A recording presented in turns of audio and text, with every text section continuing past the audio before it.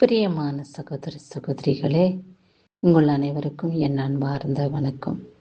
கிறிஸ்துவின் நாமத்தினாலே, அவர் மகிமை நிறைந்த தயவினாலே நாம் இன்றைக்கு ஜீவனோடு இருக்கிறது சுத்த கிருபையே.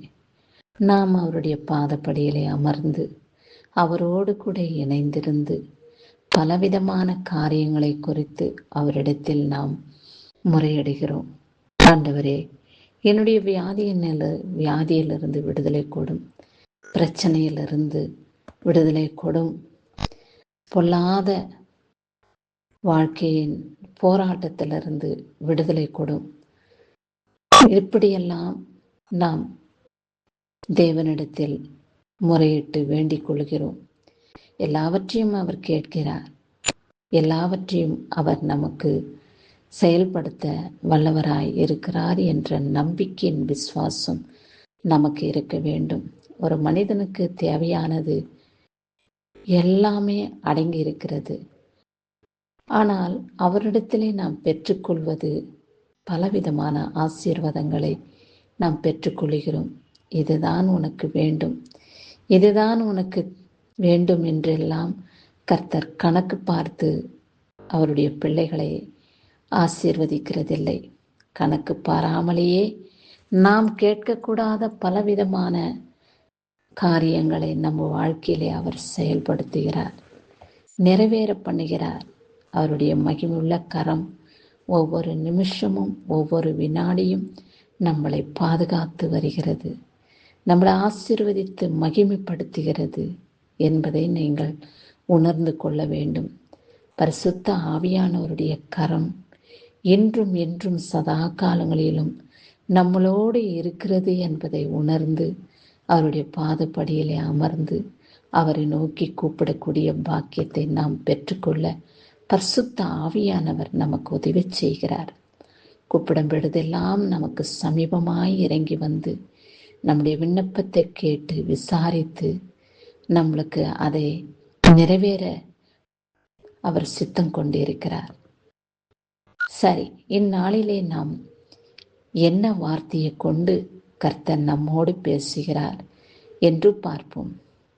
லூக்கா 10:20 உங்கள் நாமங்கள் பரலோகத்தில் எழுதியிருக்கிறதற்காக சந்தோஷப்படுங்கள் என்று சொல்லப்பட்டுள்ளது. கர்த்தர் அவருடைய சீஷர்களை தெரிந்தெடுத்து கொண்டப்பட்ட ஒவ்வொருவரையும் தனித்தனியாக பலவிதமான இடங்களுக்கு அனுப்பி வைக்கிறார். அப்பொழுது அவர்கள் வந்து சொல்லுகிறார்கள், ஆண்டவரே, பிசாசுகள் எங்களுக்கு கீழ்ப்படுகிறது. இதோ பலவிதமான வியாதிகள் நாங்கள் ஜெபிக்கும் பொழுது அவர்களை விட்டு அந்த துன்பங்கள் வியாதிகள் நீங்கி போகிறது என்று சந்தோஷத்தோடு மனமகிழ்ச்சியோடு கொண்டு ஆண்டவர்கிட்ட அவங்க வந்து சொல்றாங்க. அதற்கு கர்த்தர், உங்கள் நாமங்கள் பரலோகத்தில் எழுதப்பட்டு இருப்பதற்காக சந்தோஷப்படுங்கள் என்று சொல்லியிருக்கிறார். நாம் கர்த்தருக்கு கீழ்ப்படிந்து அவருடைய சித்தத்தின் பிரகாரம் அவருடைய இருதயத்துக்கு ஏற்றபடி நாம் வாழும் பொழுது பரலோக ராஜ்யத்திலே நம்முடைய பெயர் குறிக்கப்பட்டிருக்குமா? எதற்காக பரலோக ராஜ்யத்தில் நம்முடைய பெயர் எழுதப்பட்டுள்ளது என்று பார்ப்போமானால், பலவிதமான பிசாசியின் கிரிகள் நம்முடைய சத்தத்தை கேட்ட பொழுது அவைகள் விலகி ஓடுகிறது. நம்முடைய சத்தம் இயேசுவோடு இணைந்திருக்கிறபடியினால்தான் அந்த பிசாசின் கிரிகள் பயந்து ஓடுகிறது. பலவிதமான வியாதிகளிலிருந்து இயேசுப்பா அவர்களுக்கு விடுதலை கொடுக்கிறார், சுகத்தை கொடுக்கிறார், ஆரோக்கியத்தை கொடுக்கிறார். இப்படியாய் பலவிதமான ஆசீர்வாதங்களை நாம் வேண்டிக் கொள்பவர்களுக்கு கொடுத்து அவர்களை மகிமைப்படுத்துகிறார். எவ்வளவு பாக்கியம் நமக்கு கர்த்தர் கொடுத்திருக்கிறார் என்று நினைத்து பாருங்கள். எவ்வளவு பணம் கொடுத்தாலும் இப்பேற்பட்ட ஸ்லாக்கியத்தை பெற்றுக்கொள்ள முடியாது. ஆகையாலே, ஆண்டவரே, இப்பேற்பட்ட வரத்தை எனக்கு நீங்க கொடுத்திருக்கிறீங்க, நீங்க ஆசீர்வதிங்க ஆண்டவரே, மகிமைப்படுத்துங்க. இன்னமும் உடைய ராஜ்யத்தில் பிரவேசிக்க என்னுடைய பெயரை எழுதியிருப்பதற்காக உமக்கு கொடான கோடி ஸ்தோத்திரம் என்று அவருக்கு நாம் நன்றி பலி செலுத்துவோம். இந்நாளிலும் கூட பிறந்த நாளையும் திருமண நாளையும் காண்கின்றவர்களை கர்த்தர் ஆசீர்வதித்து காத்து கொள்வாராக. அவருடைய மகிமுள்ள கரம் அவர்களை ஏந்திக் கொள்வதாக. அவருடைய வல்லமுள்ள கரம் அவர்களை தாங்கிக் கொள்வதாக. இயேசுப்பா, என்னுடைய பெயரையும் கூட நீங்க பேர் சொல்லி அழைத்திருக்கிறீங்க.